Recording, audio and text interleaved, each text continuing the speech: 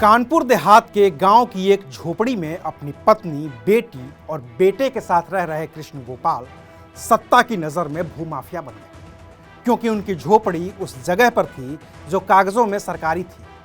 और इतने बड़े भूमाफिया के आशियाने को रौंदने के लिए जब सत्ता के हुक्मरान बुलडोजर लेकर चले तो उस मशीनी शोर में उन माँ बेटी की चीखें भी दब गईं जो बुलडोजर से ढहते घर के अंदर थी और जिसमें आग लग चुकी थी। नतीजा ये हुआ कि माँ बेटी जलकर मर गई और बच गई तो सिर्फ संवेदना।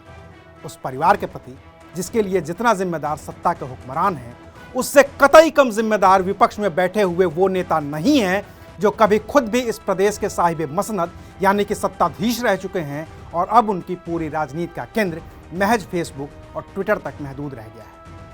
नमस्कार, मैं हूं अविनाश और आप देख रहे हैं अनकट। इस तस्वीर में जले हुए चेहरे के साथ जो शख्स नजर आ रहा है वो बुलडोजर जस्टिस में अपनी पत्नी और बेटी को जिंदा जलते देख चुका है और उन्हें बचाने की कोशिश में खुद भी झुलस गया है। लेकिन उत्तर प्रदेश सरकार की नज़र में यह शख्स, जिसका नाम कृष्ण गोपाल दीक्षित है, एक भूमाफिया है। यह इतना बड़ा भूमाफिया है कि इलाके में इसकी दहशत है, जिससे लड़ने के लिए सरकारी नुमाइंदों को पुलिस प्रशासन और उनके आधुनिक असलहों की जरूरत है। ये बात मैं खुद से नहीं कह रहा हूं, ये बात तो कानपुर देहात के एसडीएम ने कानपुर देहात के अकबरपुर सर्किल के सर्किल ऑफिसर को लिखी चिट्ठी में कही है, जिसमें उन्होंने कृष्ण गोपाल दीक्षित को दबंग और शातिर बताया है।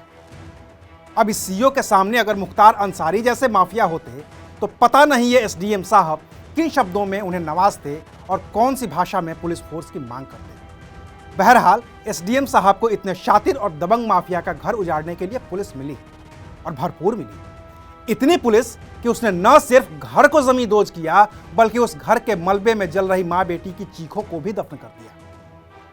सवाल उठे तो सत्ता ने वही किया जो हमेशा से करती आई है। कुछ लोगों पर मुकदमे, कुछ की गिरफ्तारी, मामले की जांच का आश्वासन और मुआवजे की सांत्वना। इस मसले पर सत्ता के केंद्र में बैठे लोगों से जितने सवाल पूछे जाने चाहिए थे वो पूछे गए। अपने गिरेबान को बचाते हुए हुक्मरानों ने सवालों का जवाब भी दिया। डिप्टी सीएम ब्रजेश पाठक ने पीड़ित परिवार के 2 सदस्यों को सरकारी नौकरी, 1 करोड़ का मुआवजा और 5 एकड़ का भूमि पट्टा देने पर भी सहमति जता दी। और ये उस परिवार के लिए योगी आदित्यनाथ की सरकार ने किया है जिसके अधिकारी की नजर में ये परिवार शातिर और दबंग है। लेकिन योगी सरकार की ही महिला कल्याण और बाल विकास मंत्री प्रतिभा शुक्ला ने इस मामले में कानपुर देहात की जिस डीएम नेहा जैन को सीधे तौर पर जिम्मेदार ठहराया है, उनका डांस करते वीडियो वायरल होने के अलावा न तो कोई एक्शन हुआ है और न ही किसी एक्शन का आश्वासन मिला है। लेकिन सवाल सिर्फ सत्ता से नहीं है, क्योंकि सत्ता का तो चरित्र ही यही है। बस नाम बदलते हैं, चेहरे बदलते हैं, सत्ता का चरित्र जस का तस रहता है।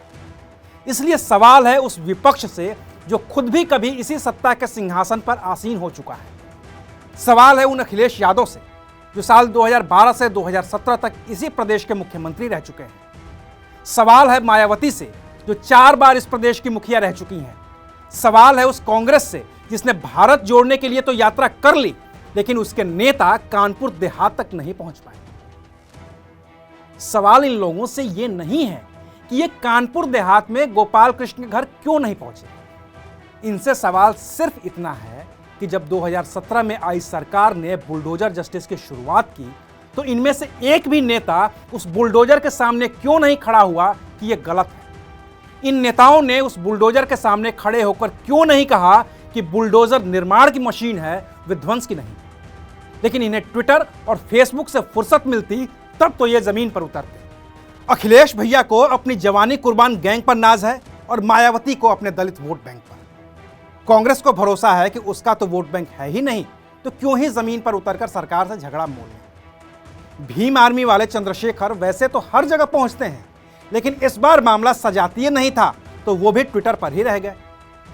लिहाजा वोटर भी ट्विटर और फेसबुक पर ही वोट कर इनकी सरकारें बनाते रहे हैं, जबकि बूथ पर वोट कोई और ले जाता है और सत्ता इनसे दूर हो जाती है। बुलडोजर आता है, वो कोर्ट कचहरी की परवाह नहीं करता है और आगे बढ़ जाता है किसी का घर, मकान, दुकान गिराने। तो आज के लिए बस इतना ही।